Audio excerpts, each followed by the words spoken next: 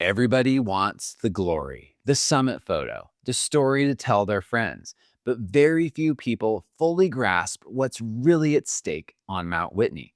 This is not another beginner day hike. It's a serious objective at high altitude on technical exposed terrain with real hazards. This video isn't a vlog about our experience glorifying Mount Whitney. The purpose is to show you what the tallest peak in the lower 48 actually demands of you and the training and decisions you need to make, not just to reach the summit, but to get back to the trailhead safely.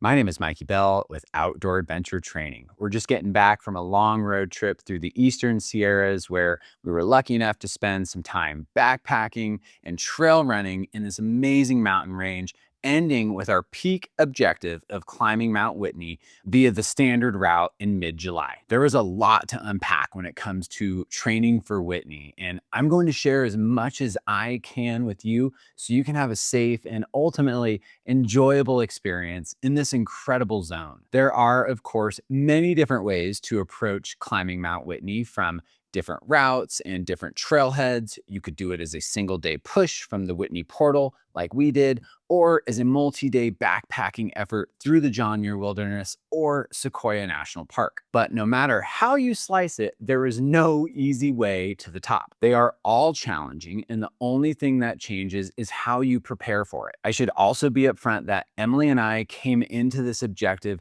with a very high level of fitness. We ran the rim to rim to rim in the Grand Canyon back in May, and then each ran our own trail ultra marathons in June. And this Mount Whitney and Eastern Sierra trip served as our peak objective for the month of July. So we're sharing our exact training strategies and what we experienced so you can show up prepared and not have to learn the hard way. When it comes to training for Whitney, a couple of training hikes and doing a few of our workouts from our YouTube channel probably isn't going to cut it. For most people, it takes 12 to 16 hours or more to climb and descend Mount Whitney via the Whitney Portal trailhead. And that's a tremendous load on the body. And if your tendons aren't ready for it, like we talked about in our engine versus chassis video, you will blow up. Even with a decent baseline of fitness, you need a minimum of 8 to 12 weeks of dedicated, consistent training to build real durability. Remember that strength does not equal stability. While your muscles might build strength quickly, the structural changes in your tendons and connective tissues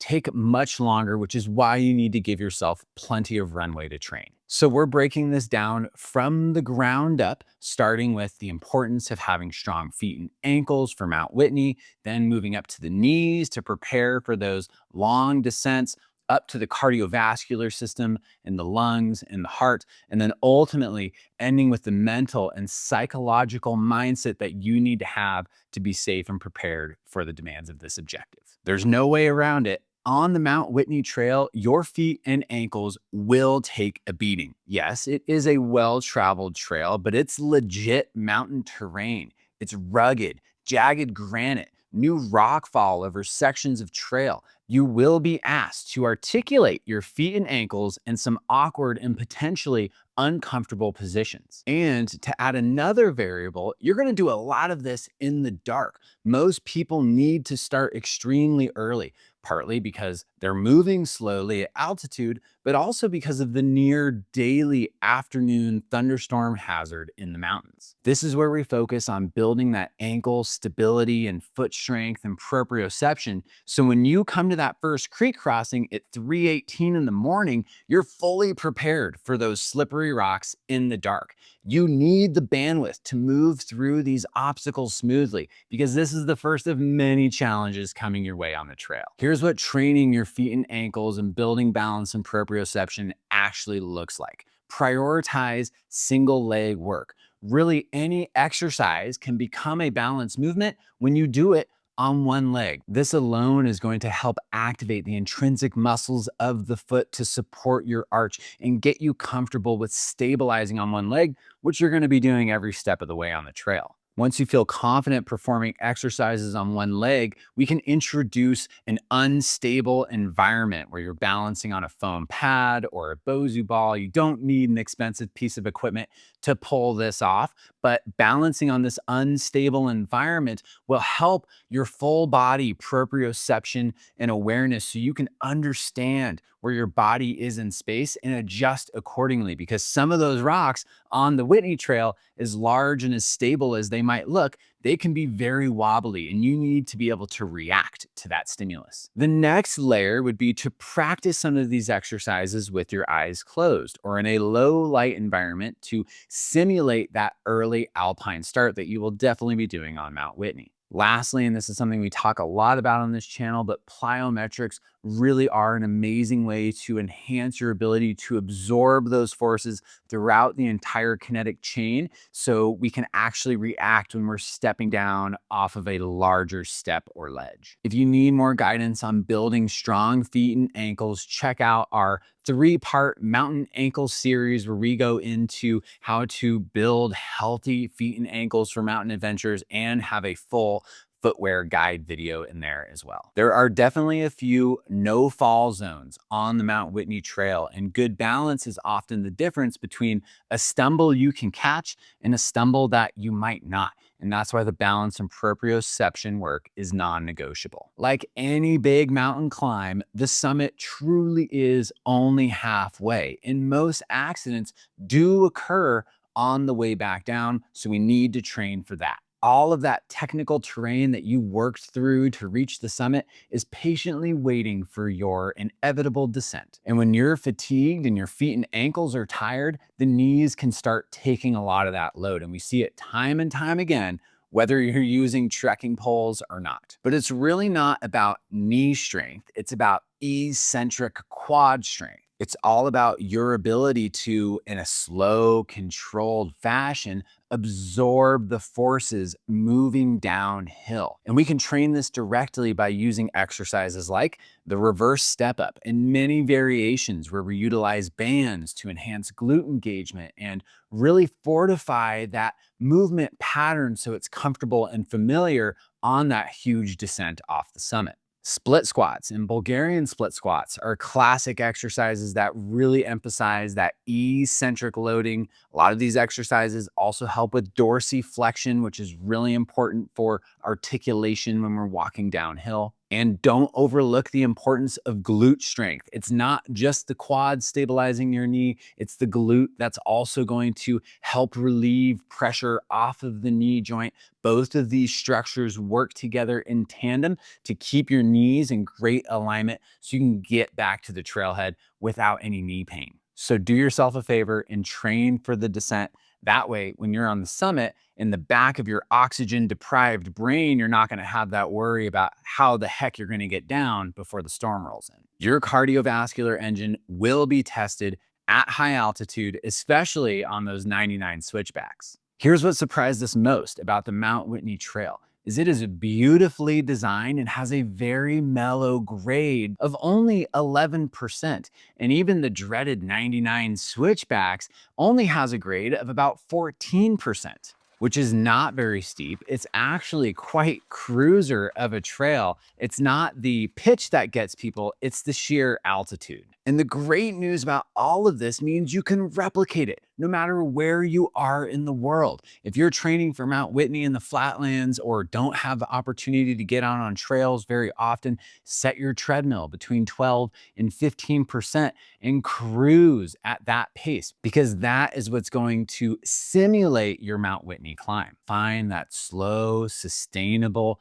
steady pace. Check out our heart rate zones training video where we do a deep dive into each zone and how it might apply to your Mount Whitney climb. But here's the catch with everything we've talked about thus far is that the best trained chassis and the best trained engine still won't perform well if you're not acclimatized. You can't out-train the thin, high altitude air. We followed the classic protocol of climbing high and sleeping low. When we touch higher altitude during the day, this stimulates and accelerates the adaptation, while sleeping lower protects your sleep and recovery so your body actually has the time to adapt. And we had zero head start with acclimatization. We're based out of Ashland, Oregon at 2,000 feet and don't have any advantage over someone coming directly from sea level. So 2 weeks out from our Mount Whitney climb date, we had the opportunity to climb Mount Shasta via the north side. And this was our first real foray to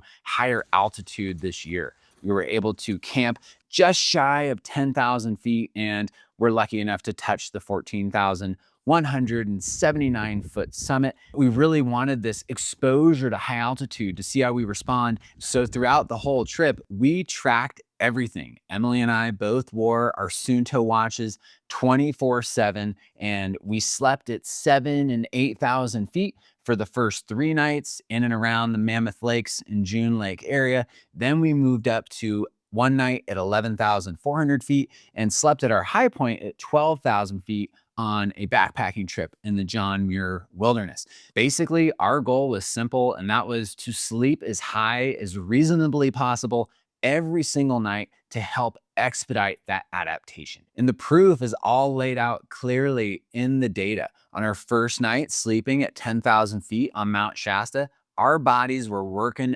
overtime, higher heart rate, lower O2 sat, and definitely worse quality sleep. But just 7 days later, sleeping 2,000 feet higher at 12,000 feet, my heart rate was actually lower and I slept longer and better. And that's acclimatization measured. It's also worth mentioning that everybody responds to altitude so differently. And our first night backpacking at 11,400 feet, I actually woke up with a slight headache, nothing severe, kind of faded throughout the day. And then the next night at 12,000 feet, Emily's blood oxygen saturation actually dipped lower than mine.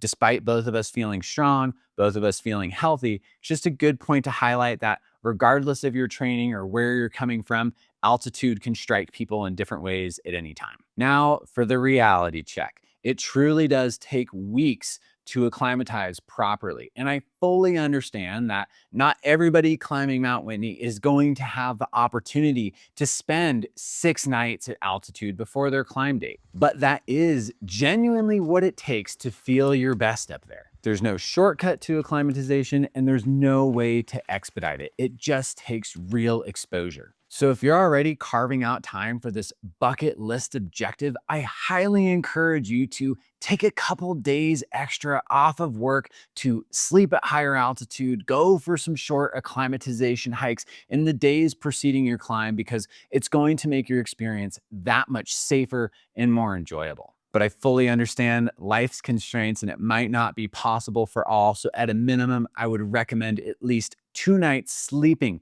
at or above 7,000 feet before you climb Mount Whitney. One quick note on sleep. Don't expect to sleep well the night before your summit day. There can be a lot of nerves and anxiety, and you're waking up extremely early, and your sleep pattern is going to be all out of whack. But it's not the night before that matters. It's the night before the night before. And really, it's the week before. So bank that sleep early and focus on recovery in the days preceding your climb. Now, there are medications out there that you can take to help offset the effects of altitude. And of course, talk to your doctor before taking anything. But at the end of the day, we're always leaning towards that natural, tried and true method of acclimatization. There's no pill out there to replace putting in the time and work. Nutrition is a major part of any big climb, and altitude will affect your nutritional needs and your appetite. At high altitude, your body relies heavily on carbohydrates, so a keto diet is not going to do you any favors on Mount Whitney. You need carbs early and you need carbs often. And this carbohydrate loading phase should start about 3 days before your climb, slightly increasing your carbohydrate intake with simple, familiar foods and potentially dialing back the fiber a little bit. We were eating a lot of rice and beans and pasta, fruits and vegetables to help build that carbohydrate load to top off our glycogen storage. On the climb itself, you need to have a plan and you need to eat on a schedule. A single sandwich on the summit ain't gonna cut it. You want carbohydrates on a steady drip every 45 to 90 minutes tops. We carried tailwind endurance fuel in our bladders. We each had about 50 grams of carbs in there. We also had other quick hitting sugars that were highly accessible on our running vests in the form of dried fruit like medjool dates and mangoes. We also had our precision fuel gels, which we love. They're really palatable, easy to get down. We also had some other snacks like some salty, crunchy pretzels and crackers, even some cookies, and of course, a healthy dose of electrolytes in both of our soft flasks on our vests. The theme is to focus on palatability and variety. What sounds good at sea level might sound terrible at high altitude. So make sure you're bringing a diverse mix and keep these things accessible so you can eat on the go and not have to stop every 30 minutes. Like most people, we started very early in the dark, primarily due to weather. We'd been watching the weather forecast for days and it was showing significant monsoonal moisture. Not just afternoon thunderstorms, but real rain and possibly snow up high. Even driving up the Whitney Portal Road on our way to camp that first night, the mountain was socked in and it dumped rain at camp all afternoon. We were lucky enough to have a campsite at the Whitney Portal campground on either end of our climb date. So we woke up early at camp, geared up, and we're moving up the Whitney Portal Road before 2 a.m. Again, that trail early on is pretty smooth until you start to enter the Whitney zone. Then it starts to get more technical, more rocks, more creek crossings, and you need to be prepared for that. And that all comes before the 99 switchbacks. And when you read reviews about this trail, nearly everyone complains about the 99 switchbacks. But it's not because it's overly steep or overly technical. They're hitting that 12,000 foot wall. And anecdotally, spending a lot of time taking people from sea level up to 14,000 feet, it's usually right around 12,000 feet where people start to bonk. And ultimately, it was our acclimatization strategies that allowed that bandwidth to feel pretty good up there. But honestly, the switchbacks aren't the hardest part.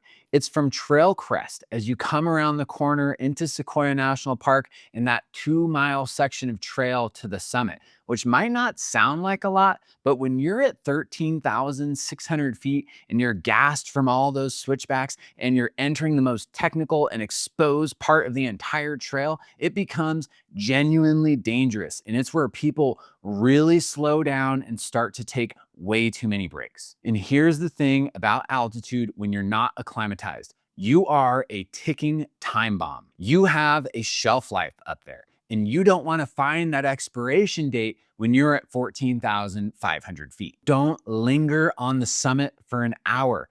Enjoy the views, take your summit photo, eat a snack, and get the heck out of there. The longer you stay up high, the worse you are going to feel. Your safety is the whole reason why I'm making this video. And the most important line directly from the Inyo National Forest Search and Rescue Team is, rescue is not guaranteed. And even they recommend preparing and training to climb Mount Whitney. Part of our mission at OAT is to help people get outside by improving their fitness and having more enjoyable experiences in the outdoors. And that all boils back down to safety. So a few rules of thumb that you need to follow. First, accurate self-assessment is key. You need to understand where you're really at. Be honest with yourself in your group.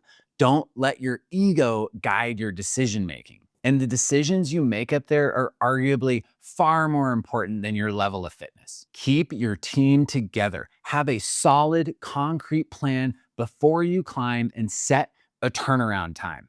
Our variables were simple. If we weren't on the summit by 9 a.m., if we saw thunderclouds forming, if we heard thunder, it was non-negotiable and we were turning around and going down now. We also made a pact to climb and descend together no matter what. You never want to park someone in the mountains and say, oh, I'll come back in 20 minutes. And you never want to send someone down alone, especially if they're feeling sick. You stick with the people that you started with and you check on others on the trail because that's what a responsible human does. And if you're a newer or more intermediate hiker, this very well could be the hardest thing you've ever done in your life. And you're going to be doing this after a short night of sleep, starting in the dark, and potentially even going to the highest altitude that you've ever been to. Don't underestimate these variables. It is a big deal and you need to be dialed. We built a free guide and gear list downloadable PDF that's available on our website. Link is in the description below to help you plan ahead and prepare. And it's a bit cliche, but it's worth mentioning, barring some catastrophic geological event, Mount Whitney will be there another day. It's okay to turn around. I've turned around on many mountains throughout my life, whether it's injury, weather, somebody else in the group needs to turn around, and it's okay. And honestly, the experiences I've had and the decisions I've had to make to turn around when maybe I wanted to go higher, there's so much more growth in that than just pushing to the summit to get a photo. Know when it's your time to go up and know when it's your time to go down. Last thing, and this is a big one, stewardship. And if you're watching this video, I'm probably preaching to the choir, but the way that we treat the mountains is a direct reflection of how we treat ourselves. And we need to treat these beautiful places with immense respect, because for me and millions of others around the world, the mountains are a temple, a sacred place. And it's really difficult to be in these beautiful environments and see dozens of used wag bags left behind. If you don't have the capacity to pack out your business, you have no business being up there in the first place. So make sure you grab a free wag bag at the trailhead, understand how to use it, and be prepared to pack it out. After climbing Whitney, Emily and I both agreed it's one of the most amazing trails we've ever been on. The views are spectacular, and a little bit of training and preparation and planning ahead can help turn this into not just a life-changing experience, but one that you actually enjoy. If you feel like you need more guidance in your preparation and training and want real humans helping you every step of the way, check out our website, outdooradventuretraining.com. We have many different programs that can help support you in building the durability, stability, strength, and ultimately confidence that you need to have an amazing time on Mount Whitney or any other mountain adventure. I'll leave you with this. Nobody should be celebrating on the summit.